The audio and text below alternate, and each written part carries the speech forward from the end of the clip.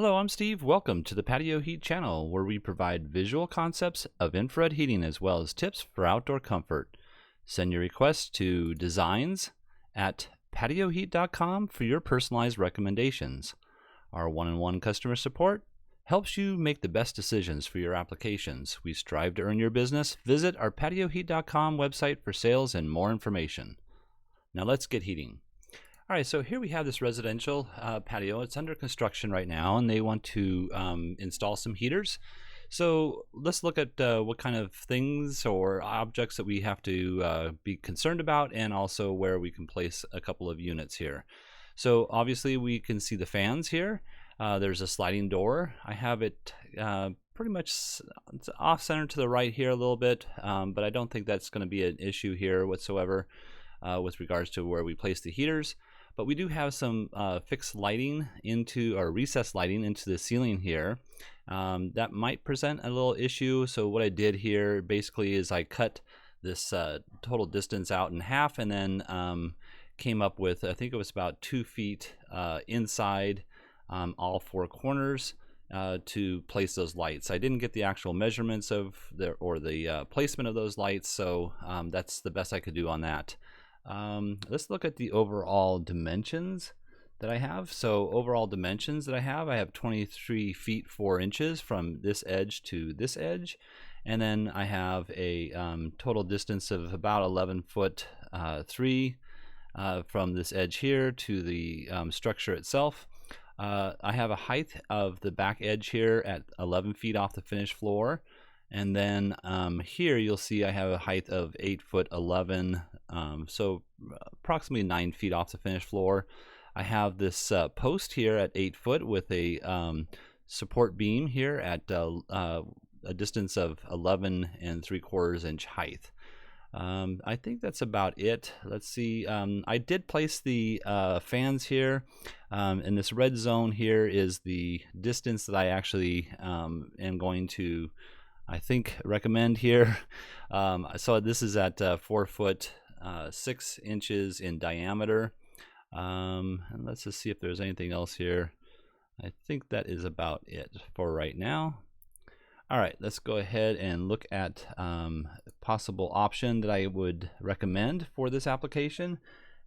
So the only recommendation I can really come up with is in placing slimline units. Now there's a couple of reasons why I use slimlines on this application. These are 4,000 watt units, so there's 2 4,000s on this side and 1 on this side. Number one, when you angle a heater, there's no way to place the heater really in the center of this application. So placing the heaters on the side with the slimline, when you angle a heater, you are not required to drop the heater down. So this would work a lot better in my opinion, so that the heater itself does not come down below this actual beam here. So in any case, the clearance here is 6 inches above and 6 inches on the back side of the heater.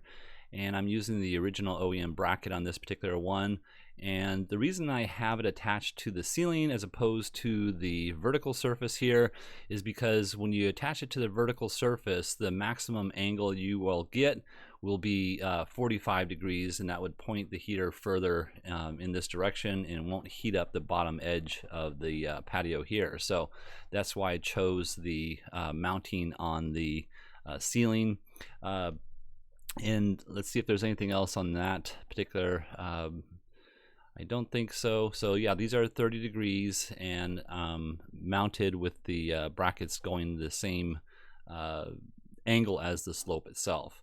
Over here now you'll see that I've used an extended bracket. This is a 6 inch extended bracket. So our requirements is 6 inches over here, and the clearance over here. This isn't the issue here. I shouldn't say that, but this is not the issue here.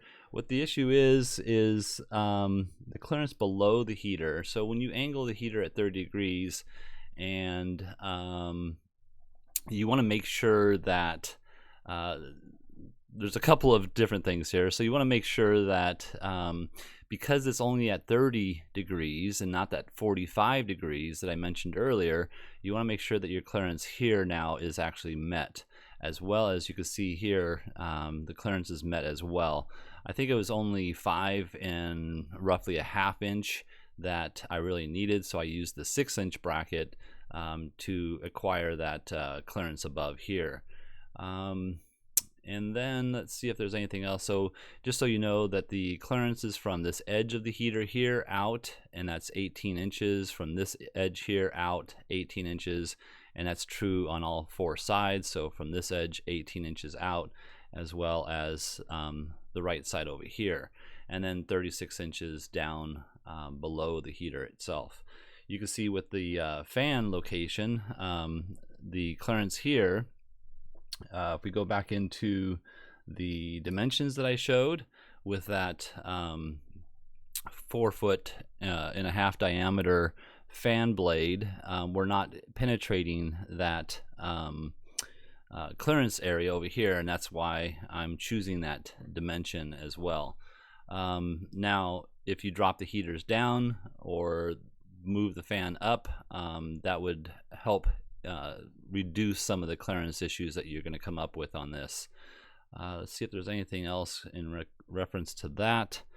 Oh, I did want to mention with that 30-degree tilt, you can also see that, you know, we are with this beam at 11 3 3/4 rather, we're not penetrating the beam with that clearance as well. So that's another thing to think about. You can see that it's actually 30.5 degrees of a tilt.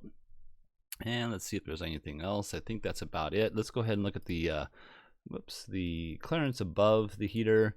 So you can see with the clearance above using the OEM brackets, that's not an issue here, and the clearance above here using the extended bracket is not an issue as well.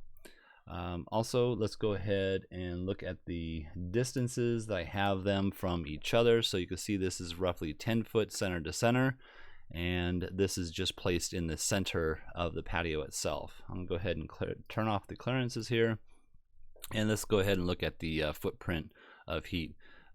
Here's just another dimension I have here. So with this slope, with this height and all of that, I have the actual heater. You can see the edge of the heater is at 1 foot 2, and we can actually just call it 1 foot 3. And then the bracket itself, the center of the bracket itself is at 1 foot 5 and 7/16. That might help in reference to placement of this unit. So let's go ahead and turn those distances off and look at the footprint of heat. So footprint of heat, and this is why I'm choosing 3 units as opposed to just 2, is because the true intensity of the ray itself will only heat up about half of the patio here. And so if you were sitting out here, you would feel, you know, the warmth of the heater just fine, but if you are on the inside here, you would not. And so placing a 3rd unit in the center going the opposite direction would help in reference to making it more comfortable. You know, humans are 3-dimensional, so having heat from 2 or more sides is much more comfortable in reference to having heaters placed out in the patio. So you can see here that we got a really good coverage. Let's see if there's I think that's it. I want to just hide this for a second here and kind of get a look at the footprint above the unit itself. So there you go. You got a good footprint. This is roughly about 10 foot from here to here, and then from the heater here to about here is 10 foot.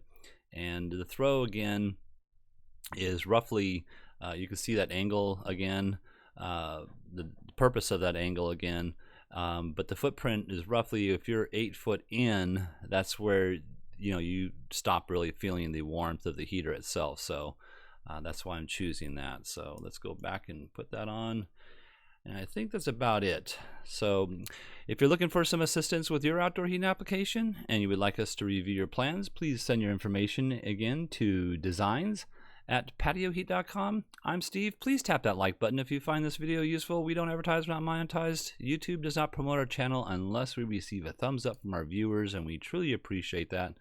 Thank you. Have an excellent day.